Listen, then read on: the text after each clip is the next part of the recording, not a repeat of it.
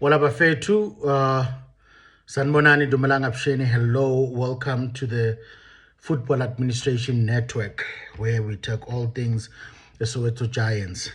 In this video, I want to hit the ground running. Today we saw Orlando Pirates play Mamelodi Sundowns in the second leg of the MTN8, where coming into the match, Mamelodi Sundowns had a 1-0. They had an advantage of an away goal that they scored in the first leg of this semi-final encounter. I think in terms of the game, basically, it started with Mamelodi Sundowns scoring first, and we saw the equalizer from Orlando Pirates, and the match went into penalties. But I don't want to talk too much about the game, but I just want to talk about Sundowns for some odd reason today. You see, I've always not been a fan of Mamelodi Sundowns personally, particularly because I always feel that Mamelodi Sundowns is destroying South African football with some of their anti-competitive behavior. What do I mean for that? For years, Mamelodi Sundowns have been using their finances to destabilize teams in the PSL, where they will just sign players for the sake of signing them, and then they can keep them there, club, and those players don't play, but their teams that they were playing for are weakened. Or had that player gone to another team, they would have been far more utilized than they currently are. It is therefore because of that reason, there are so many cases that I can mention. You remember how Mamelodi Sundowns, even during Pitso Mosimhane's days, how they signed George Maluleka when they really didn't need George Maluleka, but they signed him on a pre-contract so that they can destabilize Kaizer Chiefs. And they proceeded to win the league there because immediately when George signed that pre-contract, he was frozen off the squad, of which that's what normally happens. And yes, Kaizer Chiefs is responsible for not acting in time to renew George's contract, but at the end of the day, it is the unethical behavior of Mamelodi Sundowns signing George, knowing very well that they really didn't need him. They did the same thing with Terence Mashiko years later.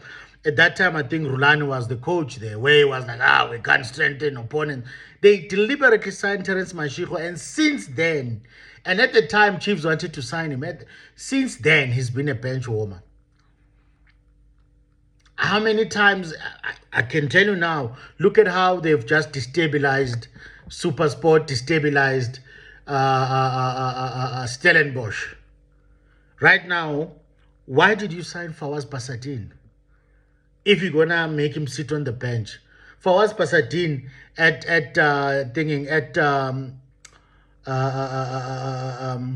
Stellenbosch, he was on the starting 11, was the captain. He was assured of his place into Bafana squad. Now you are letting him into a team where you already have three left backs, of which one of them hardly gets any game time, and then you throw him in that situation for what? It's rare to see Fawaz on the bench, So these things, that's one of the reasons why, for me, I appreciate their success, but I've never really had respect for Sundowns purely because of that. What is currently happening now is there are red flags in that team. A lot of the players now, that is why a lot of their players want to leave, because many of them, their careers have been held hostage. No, how long has he been on the bench? Masego, he's on the bench. That's why he wants to leave. Mudau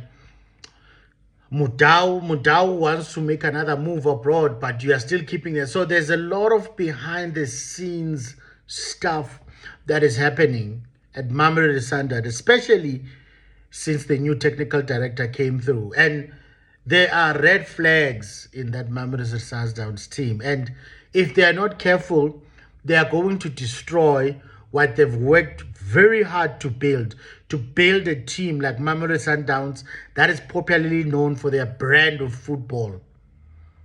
If you come into the situation and you do not honor the way they play, you do not honor how they want to approach things, you bring a technical director that compromises your style of play, compromises your culture, compromises your philosophy because of how they look at things, then you are surprised why things are like this. There are red flags in the Mamelodi Sundowns team, and I hope that they attend to those issues as soon as possible, because the Sundowns we see now is starting to become something else. It's starting to become something that we're not proud of. It's starting to become something that is not gonna move South African football forward. So that is why I just want to say, do not ignore the red flags. Use them as an opportunity to fix, get your affairs in order. The team is destabilized in the locker room. You need to do better. So that is why I'm saying that the overwhelming feeling that I'm getting is that if the chairman doesn't do anything to really intervene, Sundowns will be negatively affected. When that happens, it's going to have a direct impact on Bafana Bafana, because really that's the only benefit to the whole Sundowns fiasco, because at least some of the players would come and actually represent the team. So yeah, thank you. Don't forget to like, subscribe, comment. If you disagree with me, ngene mfethu. Sure.